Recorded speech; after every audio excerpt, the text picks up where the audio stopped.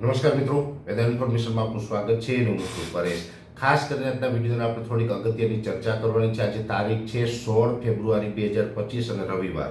એટલે આજે રવિવાર છે ને આમ જોવા જઈએ તો દર રવિવારે આપણે રાત્રે 8 થી 9 1 કલાક માટે લાઈવ કાર્યક્રમ ખેડૂત સમાધાન નામનો લાઈવ કાર્યક્રમ કરીએ છીએ. પણ આજે અનિવાર્ય સંજોગો વસાત આપણો આ કાર્યક્રમ રદ કરેલો છે. આજે આ કાર્યક્રમ નહોતો થવાનો, એ આપણે ગયા રવિવારની અને એના આગલા રવિવારે પણ વાત કરી હતી કે આપણે 2 રવિવાર સુધી કાર્યક્રમ બંધ રહેશે. એમાં ગયા રવિવારે પણ કાર્યક્રમ બંધ રહ્યો. આજે 16 ફેબ્રુઆરીના રોજ રવિવાર છે. આજનો કાર્યક્રમ પણ આપણો રદ છે, અંગત કારણોસર બંધ રાખેલો છે. પણ આવતા રવિવારે એટલે કે 23 ફેબ્રુઆરી આવતો રવિવાર છે, આવતા રવિવારથી લાઈવ કાર્યક્રમ આપણો રાબેતા મુજબનો થશે. એટલે આવતા રવિવારથી આપણે બધા ખેડૂત ભાઈઓના કોલ પણ લેશું.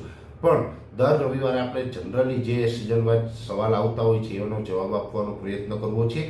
પહેલાં તો સૌપ્રથમ મારે વાત કરવાની છે થોડીક હવામાન વિશેની. આમ તો અત્યારનું હવામાન છે એ જે રીતે આપણે ગઈકાલે વાત કરીએ એમ મિક્સ ઋતુનું હવામાન છે. આપણે રાત્રે થોડોક શિયાળા જેવો પણ અનુભવ થઈ રહ્યો છે અને દિવસે આપણે ઉનાળા જેવો અનુભવ થઈ રહ્યો છે. એ સાથે આપણે છૂટાછવાયા કોઈ વિસ્તારમાં ઝાકળ વર્ષા આવી રહ્યા છે. એ ઝાકળ વર્ષા પણ હમણાં આપણે કન્ટિન્યુ જોવા મળશે. આવનારા દિવસમાં છૂટાછવાયા કોઈ વિસ્તારમાં વાદળછાયું વાતાવરણ પણ જોવા મળી શકે છે. અને પવન છે એ ફરતા રહેશે, ક્યારેક ઉત્તરના તો ક્યારેક ઉત્તર પશ્ચિમના અને ક્યારેક સંપૂર્ણ પશ્ચિમના. આ ટાઈપના ફરતા પવનો રહેશે. દિવસે તાપમાન ઊંચું રહેશે, રાત્રિનું તાપમાન છે થોડુંક નીચું રહેશે. એટલે હજી શિયાળાની વિદાય નથી થઈ, પણ શિયાળો રાત્રે આપણે અનુભવાઈ રહ્યો છે અને દિવસે આપણે ઉનાળો અનુભવાઈ રહ્યો છે. એટલે મિક્સ ઋતુ છે અત્યારે જોવા મળી રહી છે. અને હવામાનમાં જે આપણે વાત હતી આમ તો સંપૂર્ણપણે આપણે કાલે કહી દીધી છે, છતાં પણ મેં અહીંયા આપને ફરીથી એક વાત રિપીટ કરી છે. હવે જે વાત કરવાની છે ખેતી પાકોની. આમ જોવા જઈએ તો આપણે દર વખતે ખેતી પાકોના પર જે ખેડૂત ભાઈઓના સવાલો આવતા હોય છે એમાં 2-3 માહિતી આપી દો. અત્યારે જે ખેતી પાકો ઉભેલા છે એટલે જે શિયાળુ પાક છે, હવે હાર્વેસ્ટિંગના ટાઈમ ઉપર આવી ગયો છે. હાર્વેસ્ટિંગ બાકી હોય, હવે વાવેતર છે એ શિયાળામાં આ વર્ષે આપણે બહુ લાંબો સમય વાવેતર ચાલ્યું હતું. ઘણાને આગતરું વાવેતર હતું, અત્યારે ઘણી જગ્યાએ નીકળવાનું ચાલુ પણ થયું છે, ઘણી જગ્યાએ નીકળી ગયું છે. કોઈ 2-5 દિવસ કે 10 દિવસમાં હાર્વેસ્ટિંગ કરશે, પાકને કાઢશે. કેમ કે વાવેતર બહુ લાંબુ ચાલ્યું હોય તો હવે જે આપણે હાર્વેસ્ટિંગ સિસ્ટમ છે એ પણ સ્વાભાવિક રીતે લાંબી ચાલવાની, કેમ કે પાક છે આ વર્ષે આગળ પાછળ છે. હવે જે શિયાળુ પાક ઉભેલો છે એમાં પહેલાં તો અમે ઘણા સમયથી કહેતા આવીએ કે કોઈ પણ હવે તમારે ટ્રીટમેન્ટ કરવાની હોય, કોઈમાં રોગ જીવાત હોય, કોઈ ઈલાજ કરવાનો હોય તો ઓછામાં ઓછા 12 દિવસ પાક ઉભે એમ હોય તો જ એમાં ઈલાજ કરાય. જો 12 દિવસ કરતાં ઓછા સમયની અંદર આપણે કાઢી નાખવાનું હોય તો કોઈ ઈલાજ ન કરાય. કેમ કે આપણે દવા, ખાતર કે કોઈ પણ વસ્તુનો એમાં વપરાશ કરીએ અને આપણે ટૂંક સમયની અંદર કાઢી નાખીએ તો એનું પરિણામ મળે ત્યાં સુધીમાં તો કાઢી નાખવાના હોય. એટલે એ ખર્ચ કરવાનો કોઈ મતલબ નથી રહેતો. હવે અત્યારે મેન જોવા જઈએ તો જીવાતની સમસ્યા બહુ ઓછી છે. હા, એક જે ફૂગની ને અમુક સુકારાનો જે પ્રશ્ન આ વર્ષે બહુ રહ્યો છે, દર વર્ષ કરતાં થોડુંક વધારે પણ જોવા મળ્યું છે. એ મુજબ ફૂગ ને સુકારો એવું જે અલગ અલગ પાકોમાં જોવા મળી રહ્યા છે. અત્યારે લસણ, ડુંગળીની અંદર પણ ફૂગ જોવા મળતી હશે, એટલે કે સુકારો જોવા મળતો હશે. ફૂગ તો નહીં પણ સુકારો જોવા મળતો હશે. એટલે છે ને ઉપરથી ટોચું બળતી હશે, ઉપરથી અણી પીળી પડે, આખો છોડ છે એ પીળો થતો જતો હશે અને છોડ એક પ્રકારે પીળો થઈને સુકાતો હશે. લસણ, ડુંગળી બંનેની અંદર આ પ્રોબ્લેમ છે. ઘણી વખત આવો પ્રોબ્લેમ હોય એટલે આપણે સ્વાભાવિક રીતે વધારે પડતા ફૂગનાશક છંટકાવ કરવાનો આગ્રહ રાખતા હોય કે એમાં કોઈ ફૂગનાશકનો છંટકાવ કરી દઈએ એટલે આ સુકારો અટકીએ. હવે અત્યારે ઘણા ખેડૂતને હશે કદાચ ફૂગને હિસાબે, પણ મોટા ભાગના ખેડૂતોને જે આ પ્રશ્ન છે ને એ પ્રશ્નનું મૂળ કારણ છે કે સલ્ફરની ઉણપ. સલ્ફરની ઉણપ છે અત્યારે એને કારણે લસણ, ડુંગળી છે એ પીળા પડી રહ્યા છે.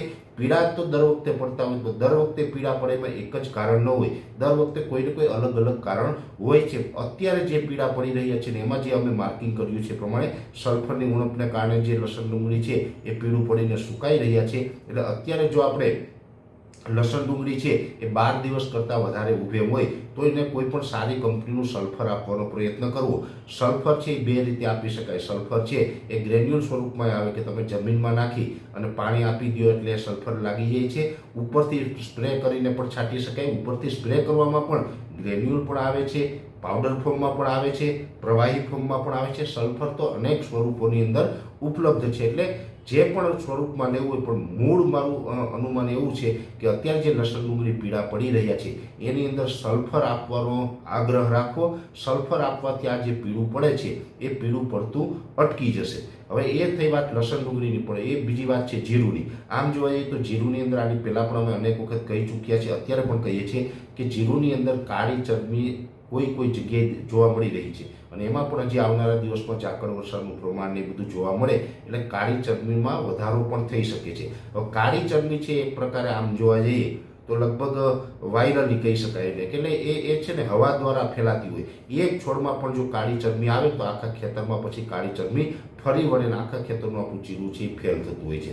એટલે બને ત્યાં સુધી જો જીરુંની અંદર કાળી ચરબી હોય તો જેટલા ચરબીવાળા છોડ છે એને ઉપાડી લેવા. એ જ્યારે છોડ ઉપાડીને તરત વાવણિયામાં આપણે નાખી દેવાનો, કેમ કે એ છોડમાંથી જે સ્પોર હોય એ પણ જમીનમાં ન ખરે એનું કાળજી રાખવાની છે. અને એ પછી આપણે ખેતરથી બહુ દૂર ફેંકી દેવા, જેથી કરીને આપણે ખેતરના શેઢા ઉપર નહીં નાખતા.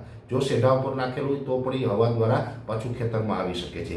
એટલે એક તો છોડને કાઢી નાખવાના છે, અને એ સાથે એની અંદર કોઈ પણ સારા કન્ટેનો છે, દાખલા તરીકે મેટાલિક્સિલ મેન્કોજેબ છે, સલ્ફરને મેન્કોજેબ છે, અથવા તો એઝિસ્ટોબિન ક્લોરોથાલોનિલ છે, એકલું ક્લોરોથાલોનિલ છે, આવા કોઈ પણ મોલિક્યુલ જે છે એનો છંટકાવ કરવો જોઈએ. આ બધા કન્ટેન તો દરેક કંપની બનાવે છે. કોઈ પણ સારી કંપનીના આ કન્ટેનો લઈ અને વાપરવા જોઈએ, જેથી કરીને કાળી ચરબીમાં આપણે રાહત મેળવી શકીએ. બીજા નંબરની અંદર કાળી ચરબીમાં જો નોર્મલ પ્રોબ્લેમ હોય તો આ રીતે આપણે રાહત મેળવી શકાય. પણ જો વધારે પડતા કાળી ચરબી આવતી જતી હોય, રોકાય એમ જ ન હોય, વાદળછાયું વાતાવરણ થાય અને આપણે ભેજવાળી જમીન હોય કે હવે એમાં ચરબીનો ઉપદ્રવ વધારે છે અને જીરુંને બચાવવું હોય તો બીજો વિકલ્પ હોય છે ડસ્ટ કરી નાખવું. જો કે ડસ્ટ કરી નાખો એટલે જીરું છે એ નિર્જીવ થઈ જતું હોય છે, પછી એમાં કોઈ રોગ જીવાતની સમસ્યા આવતી ન હોય.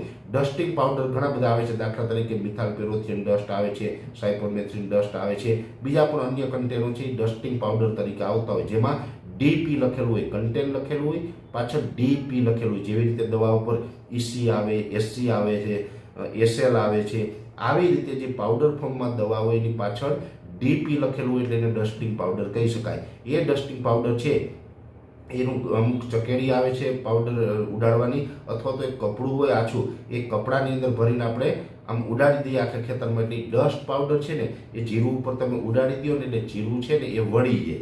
જોકે એ ડસ્ટ પાવડર ઉડાડ્યા પછી જો દાણો ઝીણો હશે તો જે હશે એ પરિસ્થિતિમાં રહેશે, પછી કદાચ જીરું ગમે એટલા ટાઈમ ઊભું રાખીએ પણ ડસ્ટિંગ કરી દીધા પછી દાણો ભરાશે નહીં. પણ જેટલો દાણો ઝીણો તો ઝીણો, જેવો છે તેવો આપણે લઈ લેવો છે, જીરુંને બચાવી લેવું છે. એવા હેતુથી આપણે આ ડસ્ટિંગ પાવડરનો જે ઇલાજ છે એ કરી શકાય છે. એટલે ડસ્ટિંગ પાવડર કરી દો તો પણ કાળી ચરબી પછી ત્યાંથી રોકાઈ જાય. એટલે કાળી ચરબી ડસ્ટિંગ પાવડર કરવાથી રોકાઈ જશે, પણ દાણો પછી ભરાવદાર કે મોટો નહીં થાય. જેની દરેક મિત્રો નોંધ લેવાની, ડસ્ટિંગ પાવડર વાપરશું એટલે જીરું સીધું વળી જશે, એટલે પછી હાર્વેસ્ટિંગ જ કરવાનું રહેશે એને.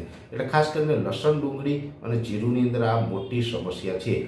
ચણા જે આમ છે એમાં થોડાક ટાઈમ પહેલાં સુકારો હતો, હવે જો કે ચણાની અંદર થોડીક સમસ્યા ઓછી પણ થઈ છે.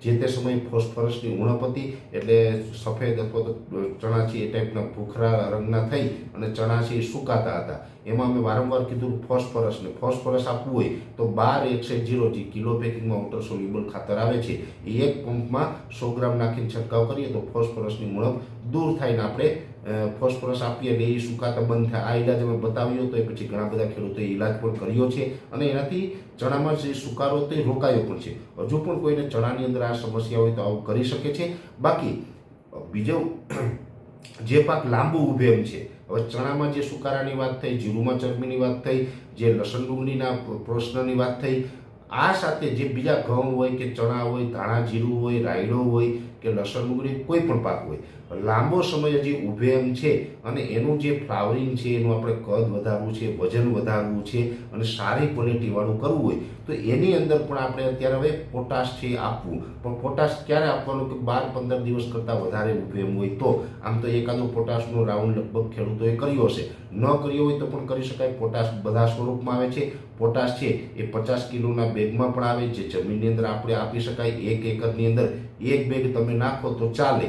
અને જો એ ન કરવું હોય તો 0-0-50 આવે, જે કિલો પેકિંગની અંદર આવે. 1 કિલોમાંથી 10 પંપ એટલે એક પંપની અંદર 100 ગ્રામ 0-0-50 જાય.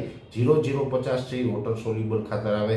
એ 0-0-50 જે કિલો પેકિંગમાં આવે એ પાણીમાં નાખીએ એટલે સીધું ઓગળી જવાનું છે. એનો આપણે પંપથી સ્પ્રે કરી શકાય. એટલે 0,050 આપીને પણ પોટાશ આપી શકાય અને જમીનમાં પણ આપી શકાય. પણ જમીનમાં પોટાશ ક્યારે આપી શકાય? જો તમે પિયત આપવાના હોય તો. પિયત જ ન આપવું હોય તો જમીનમાં પોટાશ આપવાનો કોઈ મતલબ નથી. પોટાશ આપીએ અને પિયત ન આપીએ તો ખાતર છે ઓગળે નહીં અને ખાતર પછી કોઈ કામ આપે નહીં. એટલે જે પાક આપણે પિયત આપવાનું છે 12-15 દિવસ કરતાં વધારે ઊભે એમ હોય એની અંદર પોટાશ આપવાનું છે. અને જે મેં દવાઓના ઈલાજ બતાવ્યા એ પણ પાક છે 12 કે 15 દિવસ કરતાં વધારે ઊભે એમ હોય તો જ ઈલાજ કરવો, બાકી કોઈ ખોટો ખર્ચો કરવો નહીં. એટલે આજે આપણે લાઈવ નથી કરી શક્યા, પણ હવામાન અને ખેતી વિશેની થોડીક માહિતી મારે આપવાની હતી. એ માહિતી મેં આપણા સુધી પહોંચાડવાનો પ્રયત્ન કર્યો છે. આવતા રવિવારેથી રાબેતા મુજબનો આપણો લાઈવ કાર્યક્રમ છે એ ચાલુ થઈ જશે. અત્યારે આ વિડીયોની અંદર એટલું. અંતમાં દરેક મિત્રોને વિનંતી રહેશે કે વિડીયો લાઈક આપીને દરેક ગ્રુપમાં શેર કરવો અને જે મિત્રો આપણી ચેનલને સબસ્ક્રાઇબ ન કરેલી હોય એ મિત્રોએ ચેનલને સબસ્ક્રાઇબ કરવી. અરજી આપશો. ધન્યવાદ.